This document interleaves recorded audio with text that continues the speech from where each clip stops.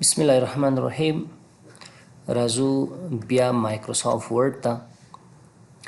نن په مایکروسافټ ورډ کې په میلینګز ټاب باندې کار کوو.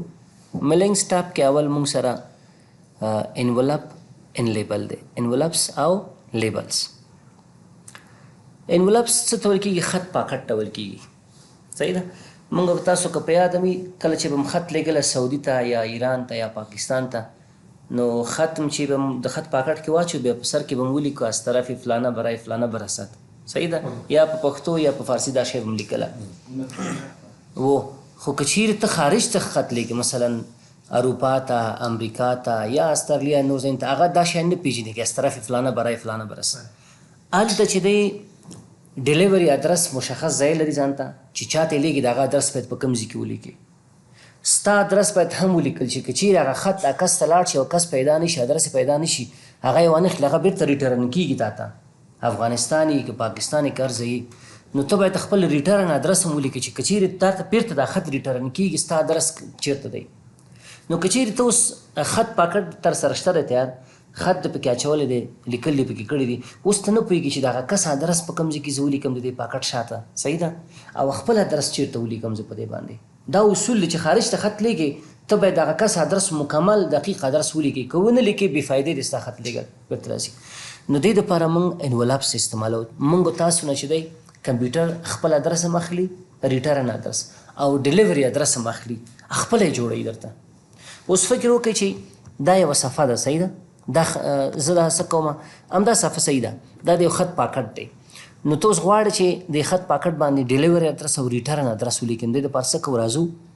کریټ انولپس. زه غواړم یو انولپس جوړ کړم. په دې کلیک چې په دې م کلیک وکړو، تاسو نه پوښتنه کوي وروره دغه خط چې لیږي ډیلیوري ادرس د هغه کس ادرس چیرته دی. صحیح شوه. مثلا زه لیکم چې عمر خطاب. صحیح شوه. کالیفورنیا، نه نیو جرسی ورته لیکم، جرسی دا ادرس شو. صحیح شوه. یو اس ای، او دغه نه وروسته ورته ولیکم چې د پوسټل کوډ. د مثال په طور دا غلط دی، دا پوسټل کوډ دا اوس 1006 چې د دیبوریک پوسټل کوډ دی، خو داسې ما ځان نه ولیکه. صحیح ده. دا دغه کس ادرس دی. سټریټ نمبر مثلا دا مې ورته ولیکه چې 10، هاوس نمبر مې ورته ولیکو 110. او که ته تلیفون شماره هم لیکي بیخي ښه ده، او که نه لیکي هم مشکل نشته. فون نمبر مې ورته ولیکو، مثلا فون نمبر پلس مثلا دی نمبر شو مثلا. ښه، دا دغه کس ادرس دی چاته چې زه غواړم دا خط ولیږم. ادرس باید دقیق اوسي. ادرس مثلا د ملک په سطح شروع کېږي، افغانستان، افغانستان کې بیا کابل، کابل کې بیا ناحیه، ناحیه کې بیا مثلا لیکلی شي کوڅه، سره، کلی، دغسې. صحیح ده. اوس زه مثلا کوټسنګي کې اوسېږم، زه چاته ادرس ورکوم چې ورور چېرته اوسېږي، زه ورته وایم چې افغانستان، کابل، درېیمه ناحیه، سرک پانتون، دغه کور نمبر. داسې به ادرس لیکي ورته. نو دلته تاسو وګورئ، اول مې دا د کس نوم لیکلی، که کس نوم نه لیکي هم مشکل نشته دی، بس دغه شکل باندې ادرس ورته ولیکئ. دا کفایت کوي. ښه، ریټرن ادرس د ستا ادرس څه شی دی؟ که چېرې دا خط بېرته ریټرن شي تا ته، یا ته دا خط چې چاته لیکي حداقل هغه خو پوه شي چې دا د کوم ادرس نه ما ته راغلی دی. ادرس ته ورته ولیکه. زه لیکم ورته چې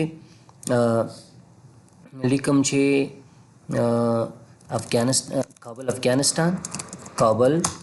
افغانستان. کولی شي چې مثلا د ښکته نه پورته هم ادرس جوړ کړي، او کولی شي چې پورته نه ښکته هم ادرس جوړ کړي. صحیح شوه. او زیاتره کسان داسې لیکي څلورم سرک. صحیح شوه. سیلو، ناحیې درېیم، کابل افغانستان. دا مشکل نه لري. نو ما داسې ولیکو، دا مې ورته ولیکو. هغه نه وروسته راغلم 1008 مې ورته ولیکه چې دا مثلا 1004 مې ورته ولیکه چې دا چیرې زمونږ پوسټل کوډ دی. او دغه نه وروسته مې ورته ولیکه چې ډسټرکټ نمبر، اول هغه لیکمه،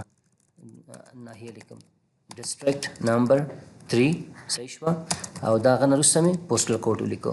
بیا مې ورته ولیکه چې سیلو روډ. صحیح شوه. سټریټ نمبر 10 او هاوس نمبر 115. دا زما ادرس شو. که فون نمبر ولیکې بهتره خبره ده او که نه لیکې مشکل نشته دی. فون نمبر مو ته ولیکه پلس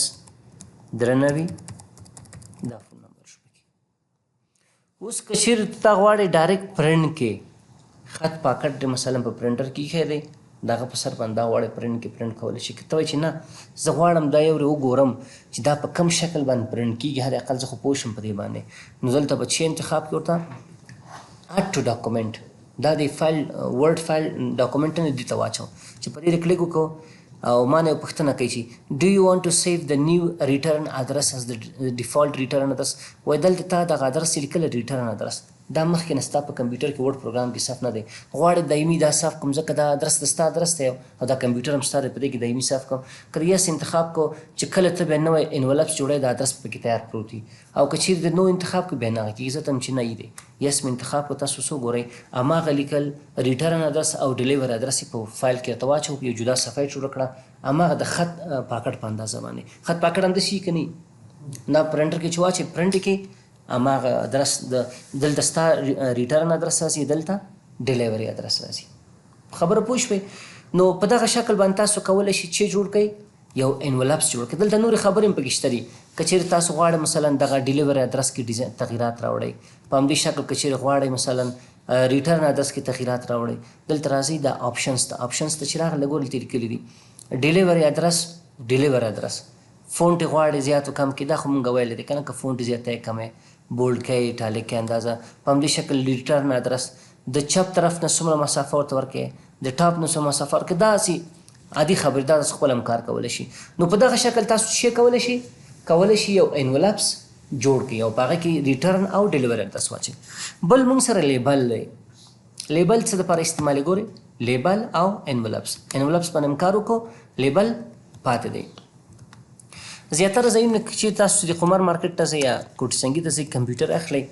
کله چا نه کمپیوټر اخلئ چې وړکی غونې لیبل پرې لګولی مثلا قاری مخلص یې لیکلی صحیح شوه کمپیوټر سیلز ټلیفون نمبر یې لیکلی هغه نه د کمپیوټر مشخصات یې لیکلي. که غواړئ ته داسې یو دوکان لرې خپل د اکسسریز چیان چې خرڅوي د دې دپاره یو لیبل جوړ کړي په ورډ پروګرام کې دې دپاره څه کوو مونږ راځو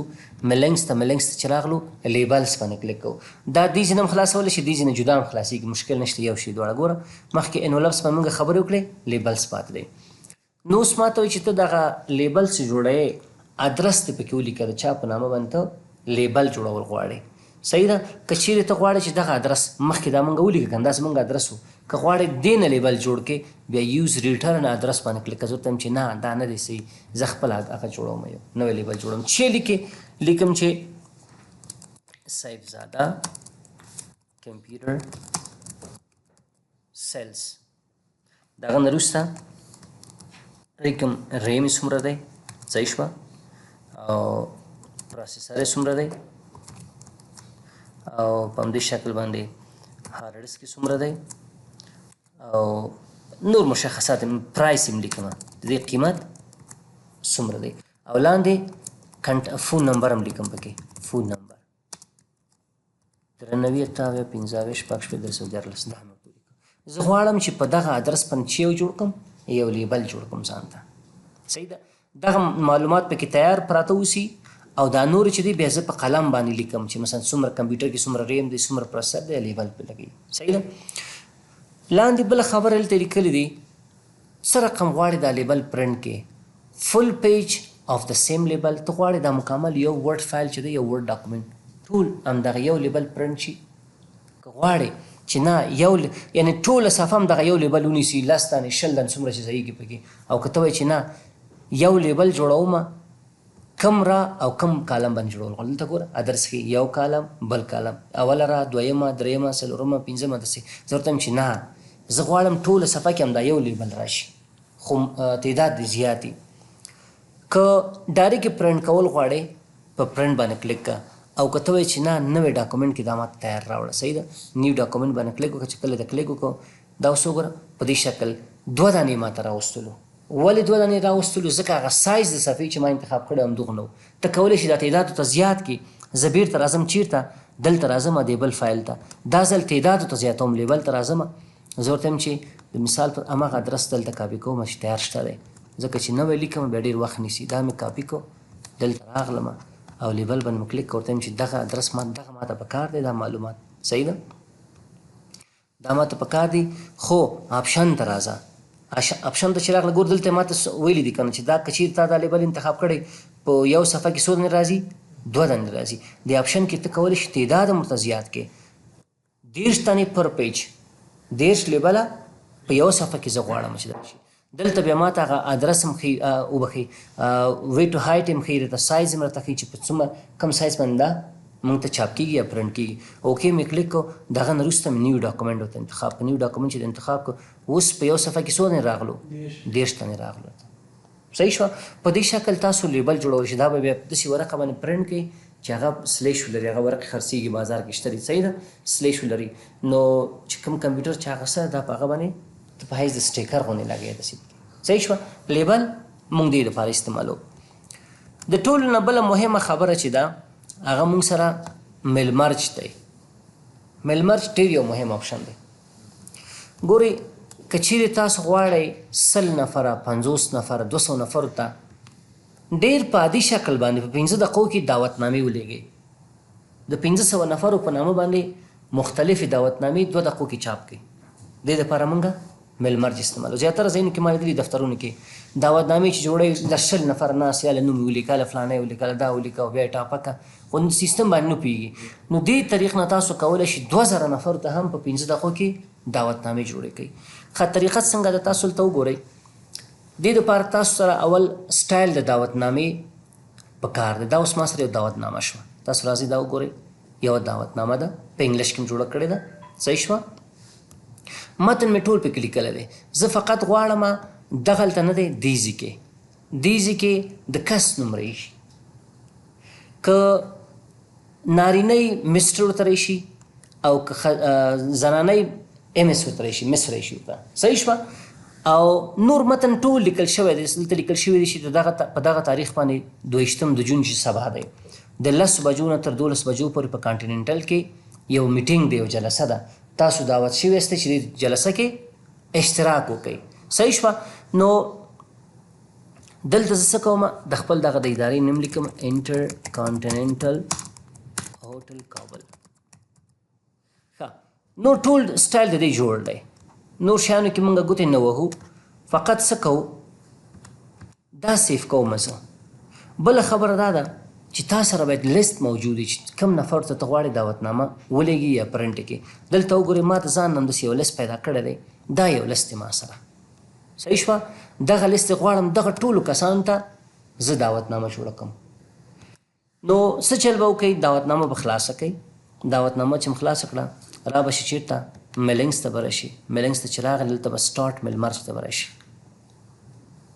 صحیح ده که چیرې تاسو سره لیست مخکې د مخکې نه موجود وي د سټارټ میل مرج ته به نه راځئ څه چل وکړئ دلته به راشي دې ځای کې یوز ان ایگزسټنټ لیست دا ورته انتخاب کړئ او که چیرې تاسو غواړئ چې زه خپله یو لیست جوړوم او هغه لیست باندې بیا دلته اپډیټ کوم هغه جدا طریقه ده یو ورځ راځم دغه اسان طریقه باندې کار کوم تاسو ته صحیح ده دلته چې راغلی راځم ورته یوز ان ایگزسټنګ لیست په دې کلیک کوم ښه لیست ستا چیرته دی وروره زه ورته لیست ما سره ډسټاپ کې دی کوم لیست دی دلته ګیسټ لیست د میلمنو لیست په دې مې کلیک وکړو او دا مې اوپن کړ دې کې ما ته وایي 2 شیټه دي کوم شیټ ته اخلم زه ته چې اول شیټ زما په کار دی اوکې کلیک اول شیټ چې کلیک کړو بس خبره خلاصه ده بل دلته تاسو وګورئ هغه اول شیټ کې چې کوم عنوانونه دغه ټول دلته راځي ګوره ما سره یو سریل نمبر و که نه پکې یو نوم و پکې یو فادر ما ته صرف چی په کار دی نوم په کار دی پکې صحیح شوه نوم کوم ځای کې په کار دی ته زه ورته چې یاره نوم ما ته په دقه ځای کې په کار دی ښه دا ځای به دلته راشي انتخاب کړي دلته به راشي ورته دې ځای کې ما ته نوم راوړه هغه لیست کې چې څومره کسان دي دغه لیست په اساس به هر یو کس ته دغسې یو دعوتنامه ته جوړی وروره چې کله دې دا کار وکړو د هغه نه وروسته به دې خوا کلیک وکړې دې خوا د فایل نه به ووځي داسې به کلیک وکړي دې خوا ته ګوره ډېر اسانه لیست م جوړ کړی و دعوتنامه جوړه وه راغلم دې ځای کې مې څه چل وکړو یوز ان ایگزسټنټ لیست مې واخیستو هغه نه وروسته راغلم کوم ځای کې نوم دې په کار دی دغه صرف ماته نوم پکار دی فادر یم دا نور شیان پکار نه دې خو ته به کلیک وکړي دې خو ته م چې کلیک وکړو را به شي دلته ګوره موږ سره یو بل کمانډ دی په نوم د فنش ملمر چې ګوره دا داسې نه کېږي لکه تاسو چې ما مخکې درس راکول چې استاد اول به دا تشریح کړي بیا به دا تشریح کړي بیا به دا تشریح کړي بیا به دلته راځي څنګه دلته راغلی دا بعض ځایونو کې طریقه د کار جدا ده ښه دلته زه راځم ګوره ایډیټ انډیویجوال ډاکومنټ مې واخیستو او دغه نه وروسته آل مې انتخاب کړه او اوکې مې کلیک کړه چې کله تاسو آل اوکې باندې کلیک کړئ تاسو څو ګورئ ټولو هغه کسانو ته دعوتنامې جوړې شوي دي څو دعوتنامې جوړې شوي اوس هم روان دی لیست ګوره ښه دلته وګورئ 145 نفرو ته دعوتنامې جوړ کړئ اول نفر څوک دی ډیر مسټر محمد مصطفی ګورئ دویم نفر څوک دی دا اوس وګوره عنایت الله بل څوک دی احمد سایل بل څوک دی په همدې شکل څومره کسان چې دي ټول د څه چل وکړو دعوتنامې جوړه کړئ نو تاسو که 3 دقیقې وخت هم ونیو ګوره فقط 1 دقیقه وخت کې تاسو وشو کولی 145 نفر ده که دا 1000 نفره اوسي هم تاسو ورته په دغه شکل دعوتنامې جوړول شي دا پرنټ کوئ فقط ټاپه پې ولګوئ خط پاکټ کې واچوئ او مارکس ته ولګي بس خبره خلاص هېڅ ضرورت نشته چې هر یو 10 نفره کښېني دي هر یو ته مثلا جدا جدا نمونه ولیکئ هغه وکئ دا یو او که چیرې تاسو غواړئ چې نه زه عادي لیست نوی جوړوم ګوره دا مې پاک کړو صحیح شوه دا مې کلوز کو دا نه سیف کوم راغلم همدغه انویټیشن کارت مې واغسته دا مې واغسته صحیح ده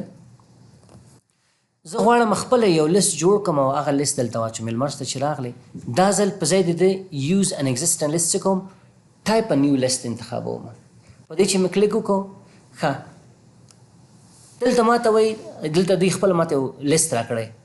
نوم دی عنوان دی نوم فرست نیم دی لاست نیم دی کمپنی ادرس دی دونه ادرسونه ماته نه دي پکار ماته صرف چې پکار دی نوم پکار دی زه څه کوم کسټمایز کالم ته راځم ورته وایم وروره دغه دا ټول ډیلیټ کا یس انتخابوه دا هم ډیلیټ کا او دا هم ډیلیټ کا او دا هم ډیلیټ کا صحیح شوه زه ورته فقط زه یو نوی لیست اډ کوم چې شی اډ باندې کلیک کوم چې شی زه ورته چې فل نیم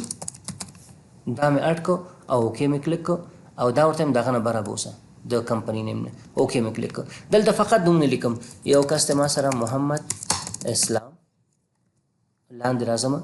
صحیح شوه ټب باندې کلیک کوم بل کس ما سره څوک دی بل ما سره دی عبدالسلام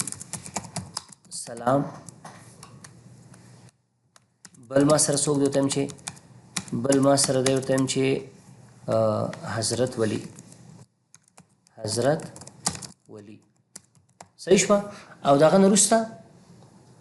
اوکې باندې کلیک کوم چې کله اوکې باندې مې کلیک وکړو دا چېرته دا فایل به ته سیف کړې ورته ډیسکټاپ کې سیف کوم د چا په نامه باندې د لیست په نامه باندې دا مې سیف کړو لیست مې جوړ کړو سیف مې کړو اوس کوم ځای کې نومونه تا ته پکار دي ما ته دقه ځای کې نومونه پکار دي د ځای به سلیکټ کړې ورته